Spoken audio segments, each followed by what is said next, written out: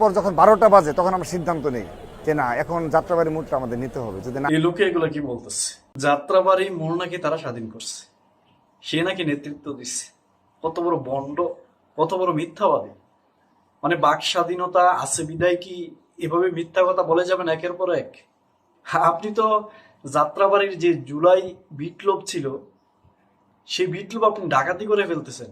তবে আপনার এই চেষ্টা সফল হবে না, কারণ সবাই জানে এই যাত্রাবাড়ি একমাত্র মাদ্রাসার শিক্ষার্থীরা আর মাদ্রাসার শিক্ষকরা তারা স্বাধীন করেছে। এই যাত্রাবাড়িতে মাদ্রাসার শিক্ষক এবং শিক্ষার্থীদের রক্তে লাল হয়েছিল।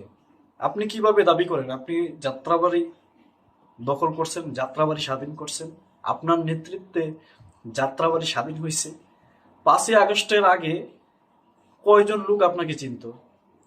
আমি ব্যক্তিগতভাবে আপনাকে 5 আগস্টের আগে আমি চিনতামই না।